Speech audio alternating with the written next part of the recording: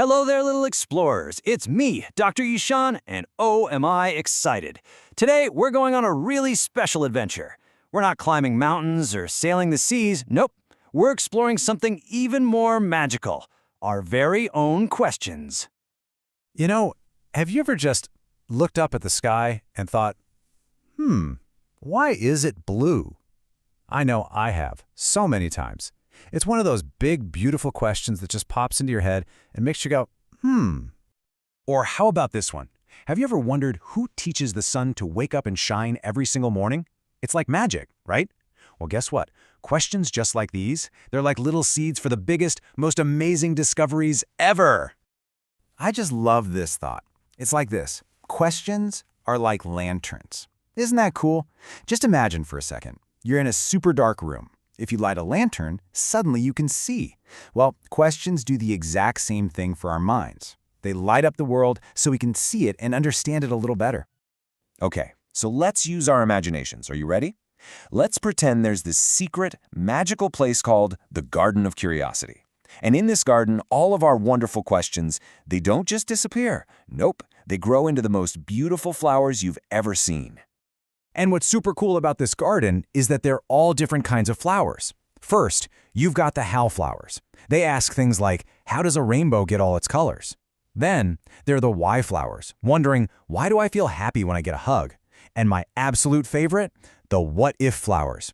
They dream up amazing things like, what if we could talk to animals? So, in our garden, some of these flowers are big and bright and wide open because we've already found their answers. But lots of them, they're still tiny little buds, just waiting. They're waiting for us to learn a little more so they can bloom. And you know what? That's not just okay. It's wonderful. It just means there are still so many exciting secrets waiting for us to find. So, how do we help those little flower buds bloom?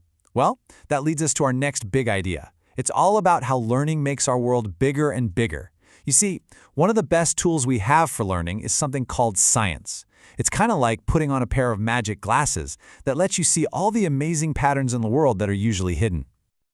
Okay, let's imagine again. Picture everything we know as a tiny island in a great big ocean. Got it? Now, every single time we learn something new, our island gets a little bigger. But here is the most magical part. As our island of knowing gets bigger, the beach, the edge where the land touches the big ocean of mystery, that gets longer too. So the more we know, the more we see there is to know. How cool is that? You know, there's actually a name for this feeling. It's called informed humility. Now that sounds like a big grown-up phrase, but all it really means is being smart enough to know that there's still a lot you don't know. And that's not a scary feeling at all. It's an exciting one. It means the world is full of amazing surprises just waiting for us to discover them. Let me tell you a little story about two scientists. We'll call them Certain Sam and Curious Kara. Now, Sam was very, very sure about everything. He'd say, I only believe what I can see right this second. But Kara, she was different.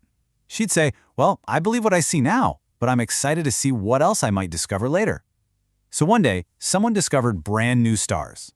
Sam just crossed his arms and said, nope, impossible.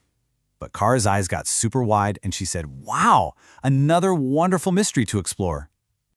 So, what do you think? Who learned more about our amazing universe in the end? Certain Sam or Curious Kara? You got it. It was Kara, of course. Because she stayed curious, she discovered so much more.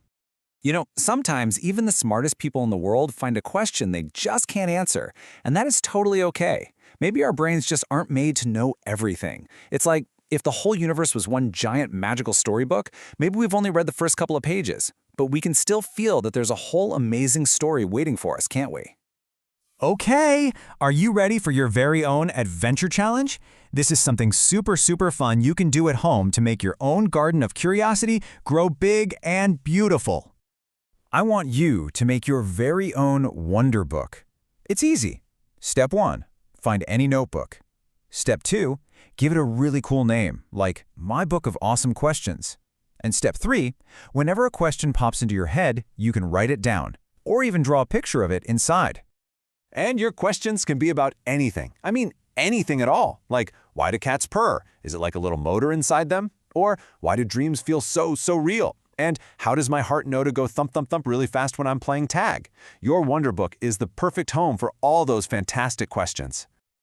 Here's another fun thing you can try. Tonight, when it's dark, ask a grown-up to help you. Take a flashlight into a dark room and shine it on a wall. See that bright circle? Let's pretend that light is everything you know. But look all around it. See all that darkness? That's all the wonderful mystery that's still left for you to explore. And the bigger your circle of light gets, the more darkness you can see you get to explore next. Okay, now here's a really important part of being a great question explorer. It's about sharing our ideas kindly. You see, different people might have different answers to the world's big questions. And guess what? That is A-okay. Everyone is just doing their best to understand this amazing world we live in. So we can listen with a kind heart and we can share our own ideas gently. You know, being kind when we talk about our questions, that's another kind of smarts. It's a special kind of wisdom. It helps everybody feel safe and happy to be curious together. Wow, we have been on such an amazing adventure today, haven't we? So let's remember what we learned. We learned that questions are like treasure, that mystery is really just the world saying, come explore me. We learned that not knowing something isn't bad. It's the very start of a new adventure. And we learned to always be kind with our curiosity.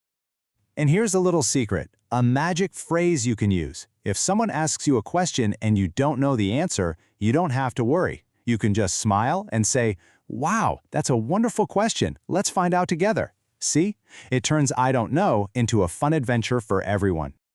Thank you so much for exploring with me today, my amazing, wonderful thinkers. I hope you always stay curious and always stay kind. And don't forget the biggest secret we learned today, that real wisdom starts right where we stop being so sure and start wondering instead. So please, keep wondering.